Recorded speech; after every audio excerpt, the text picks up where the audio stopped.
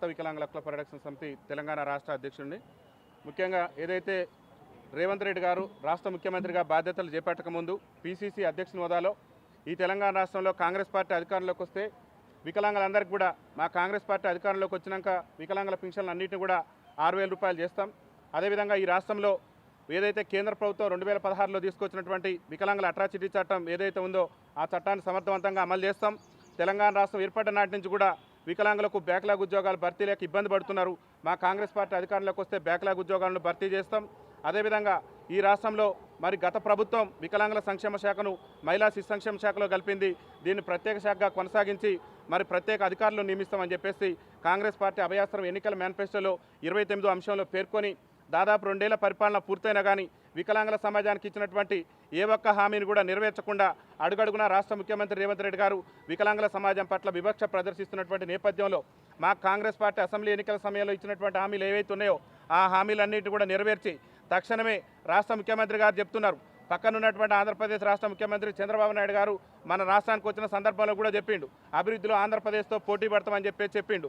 అక్కడ అప్పుల్లో ఉన్నటువంటి ఆంధ్రప్రదేశ్ రాష్ట్రంలో అక్కడ ఉన్నటువంటి ముఖ్యమంత్రి రేవంత్ రెడ్డి గారు అక్కడ ఉన్నటువంటి ముఖ్యమంత్రి చంద్రబాబు నాయుడు గారు వికలాంగుల పింఛన్ను 6,000 రూపాయలు ఇస్తున్నాడు. తీవ్ర వైకల్యంతో బాధపడుతున్నటువంటి వికలాంగులందరూ కూడా 15,000 రూపాయలు ఇస్తున్నారు. కానీ మిగులు బడ్జెట్లో ఉన్నటువంటి మన రాష్ట్రంలో మాత్రం రాష్ట్ర ముఖ్యమంత్రి మేము ఎప్పుడైతే గద్దెనెక్కుతామో ఎప్పుడైతే ముఖ్యమంత్రిగా బాధ్యతలు చేపడతామో అదే నెల నుంచి వికలాంగులందరూ కూడా పింఛన్లు ఇస్తానని చెప్పి మరి మాయమాటలతోని వికలాంగుల సమాజాన్ని మోసం చేసి వికలాంగుల ఓట్లను కొల్లగొట్టి ఇలా వికలాంగుల ఓట్లతో గద్దెనెక్కి మరి 2 ఏళ్ల పరిపాలన పూర్తయినా కానీ వికలాంగుల సమాజానికి ఇచ్చినటువంటి ఏ ఒక్క హామీని కూడా నెరవేర్చినటువంటి సందర్భంలో ఏదైతే మార్చి 16 నుంచి జరగబోయేటటువంటి అసెంబ్లీ సమావేశాలు ఉన్నాయో అసెంబ్లీ సమావేశాల్లో వికలాంగుల జాతి బిడ్డల సమస్యల మీద వికలాంగుల సమాజానికి ఇచ్చినటువంటి హామీల మీద రాష్ట్ర ముఖ్యమంత్రి రేవంత్ రెడ్డి ప్రభుత్వం స్పష్టత ఇవ్వకుంటే రాష్ట్ర వ్యాప్తంగా కూడా మా యొక్క ఉద్యమాన్ని పెద్ద ఎత్తున ఉధృతం చేసి రేవంత్ రెడ్డి ప్రభుత్వం మెడలు వంచి ముఖ్యంగా ఆయన ప్రాతినిధ్యం వహిస్తున్నటువంటి కొడంగల్ గడ్డ మీదనే వికలాంగుల ఆవేదన దీక్ష నిర్వహించి రాష్ట్ర ముఖ్యమంత్రికి ముచ్చెమటలు బట్టించైనా సరే అసెంబ్లీ ఎన్నికల సమయంలో వికలాంగుల సమాజానికి మేనిఫెస్టోలో చెప్పినటువంటి అన్ని హామీలను కూడా సాధించేందుకు వికలాంగుల సంఘాలు అన్ని కూడా ఐక్య పోరాటాలకు కూడా మేము సిద్ధమవుతున్నాం. ముఖ్యంగా రాష్ట్ర ముఖ్యమంత్రి రేవంత్ రెడ్డి గారు వాళ్ళ ఏఐసీసీ ఎన్నికల మేనిఫెస్టోలు కూడా పొందుపరిచారు వికలాంగుల సమాజానికి. ఎందుకంటే చట్టసభలలో వికలాంగుల సమాజానికి రాజకీయ అవకాశాలు కల్పిస్తామని చెప్పారు. ఇలా తెలంగాణ రాష్ట్రం ఏర్పడి దాదాపు 12 ఏళ్ళు పూర్తయింది. ఈ 12 ఏళ్లలో కూడా వికలాంగుల ఓట్లతో గద్దెనెక్కినటువంటి 119 మంది ఎమ్మెల్యేలు కనీసం 0 అవర్లో కూడా వికలాంగుల సమస్యలను చర్చకు తీసుకురానటువంటి సందర్భంలో వికలాంగుల సమస్యలు చర్చకు రావడం లేదు. సకలాంగుల పాలకుల చేతుల్లో దాదాపు ఈ దేశానికి స్వతంత్రం వచ్చి 79 ఏళ్ళు అవుతుంది. 79 ఏళ్ల నుంచి కూడా సకలాంగుల పాలకుల చేతుల్లో మా సంక్షేమం కుంటుపడిందని చెప్పేసి మాకు కూడా విద్యా ఉద్యోగ రంగాల్లో రిజర్వేషన్ ఉన్న మాదిరిగానే చట్టసభలలో రిజర్వేషన్ కల్పించాలని చెప్పేసి మేము డిమాండ్ చేసినప్పుడు కాంగ్రెస్ పార్టీ ఏఐసీసీ ఎన్నికల మేనిఫెస్టోలో వాళ్ళు ఏమన్నారంటే వికలాంగులకు కూడా స్థానిక సంస్థల్లో రిజర్వేషన్ కల్పిస్తామని చెప్పేసి ఏఐసీసీ ఎన్నికల మేనిఫెస్టోలో పేర్కొన్నారు. ఇప్పటికే రాజస్థాన్లో కానివ్వండి ఛత్తీస్గఢ్లో కానివ్వండి స్థానిక సంస్థల ఎన్నికల్లో వికలాంగులకు రిజర్వేషన్ అవుతుంది. మన పక్కన ఉన్నటువంటి ఆంధ్రప్రదేశ్ రాష్ట్రంలో కూడా స్థానిక సంస్థల ఎన్నికల్లో వికలాంగులకు నామినేటెడ్ అవకాశాలు కల్పిస్తామని చెప్పేసి అక్కడ రాష్ట్ర ప్రభుత్వం ప్రకటించింది. తమిళనాడులో అయితే స్టాలిన్ గారు ఆల్రెడీ అన్ని నామినేటెడ్ పదవుల్లో వికలాంగులకు అవకాశం కల్పించి ఇక్కడ ఉన్నటువంటి తెలంగాణ రాష్ట్ర ముఖ్యమంత్రి రేవంత్ రెడ్డి గారికి కూడా అక్కడ ఉన్నటువంటి కాంగ్రెస్ పార్టీ పీసీసీ అధ్యక్షులు లేఖ రాశారు. ఏమని లేఖ రాశారంటే వికలాంగులకు మన పార్టీ ఎన్నికల మేనిఫెస్టోలో చెప్పిన విధంగా మీరు స్థానిక సంస్థల్లో రిజర్వేషన్ ఇవ్వాలని చెప్పారు. కానీ రేవంత్ రెడ్డి గారు ఇస్తానన్నటువంటి హామీలలో ఏ ఒక్క హామీని కూడా నెరవేర్చకుండా అడుగడుగునా మా వికలాంగుల సమాజాన్ని అణచివేసేటటువంటి ప్రయత్నం చేస్తున్న సందర్భంలో మాకు ఇచ్చినటువంటి హామీలు అన్నింటినీ కూడా అమలు చేయాలని చెప్పేసి అస్సాం పార్టీకి ఓటేసినందుకు మా సమస్యలన్నీ కూడా అంగవైకల్యంతో బాధపడుతున్నటువంటి వికలాంగుల సమాజాన్ని అణచివేయడమే లక్ష్యంగా ఈ రాష్ట్ర ముఖ్యమంత్రి ప్రయత్నం చేస్తున్నాడు. ముఖ్యమంత్రి రేవంత్ రెడ్డి ప్రభుత్వానికి ఇక కాలం చెల్లింది. నా పేరు మురిగాడు నరసింహ.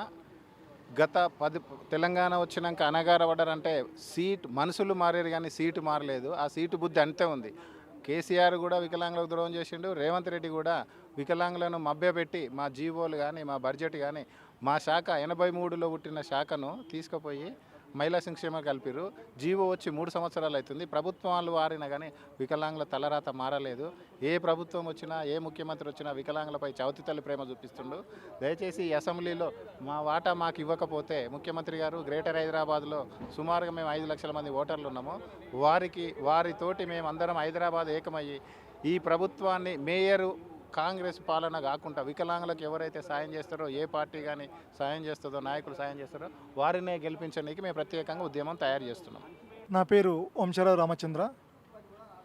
కాంగ్రెస్ ఎన్నికలో మేనిఫెస్టోలో ఇచ్చిన భాగంగా వికలాంగుల హక్కుల చట్టాన్ని 2016ని పూర్తి స్థాయిలో అమలు చేస్తామని చెప్పారు.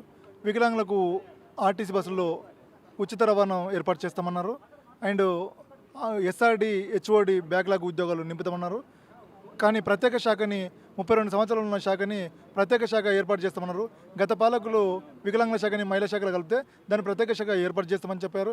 కానీ అయ్యా సీఎం రేవంత్ రెడ్డి గారు పక్క రాష్ట్రంలో ఏంది అప్పుల పాలన ఉన్న రాష్ట్రంలో డీడీ ఉన్నారు, జేఎండి ఉన్నారు, డైరెక్టర్ ఉన్నారు, యాక్ట్ కమిషనర్ ఉన్నారు, ప్రత్యేక శాఖ ఉంది, ప్రత్యేక బడ్జెట్ ఉంది. కానీ నిధులున్న రాష్ట్రంలో మాత్రం మన రాష్ట్రంలో మాత్రం ఇక్కడ డీడీ లేదు, జేఎండి లేదు, ఆ డైరెక్టర్ మాత్రం అవినీతికి పాల్పడుతూ ఏ పార్టీ అధికారంలోకి వస్తే ఆ పార్టీ కార్యకర్తగా గత 15 సంవత్సరాలుగా అవినీతికి పాల్పడుతూ ఉంది. కానీ ఆమెను ఎందుకు తొలగించట్లేదు, ఆమె అవినీతి పైన ఎందుకు విచారణ చేయట్లేదు, ఏసీబీ విజిలెన్స్ ఎందుకు ఆమెను విచారణ చేయించట్లేదు అని చెప్పి నేను ఈ సభాపూర్వకంగా మిమ్మల్ని డిమాండ్ చేస్తున్నా. రేవంత్ రెడ్డి గారు రాబోయే అసెంబ్లీ సమావేశాలు 16 తారీఖు నుంచి 15 తారీఖు అసెంబ్లీ సమావేశంలో మా చర్చ చేయకపోతే నిన్ను గద్దె దించేంత వరకు రాష్ట్రంలో ఉండనీయము, దాన్ని అగ్నిగుండం చేస్తున్న రాష్ట్రాన్ని. చూడు, వికలాంగులు అత్యంత వెనుకబడిన వర్గం, వికలాంగులు ఎస్సీ ఎస్టీ బీసీ కంటే వికలాంగుల వర్గం అత్యంత వెనుకబడిన వర్గం. మేము మాట్లాడలేము, చూడలేము, వినలేము. కానీ మా బాధక సాధకాలు మేము అడగకపోయినా మీరే చేసుకోవాలి. కానీ కన్న తల్లి లాంటిది కాంగ్రెస్ అనుకున్నాం, కానీ ఈరోజు వెన్నపట్టు పడిచేది కాంగ్రెస్ అని ఒక నినాదంతో అవుతుంది. గత పాలకులు మమ్మల్ని పట్టించుకున్నంత మాత్రం వాళ్ళు కాలగర్భంలో కలిసిపోరు. రేపు మీది కూడా అంతే అవుతుంది. తస్మాత్ జాగ్రత్త అని మేము హెచ్చరిస్తున్నాం.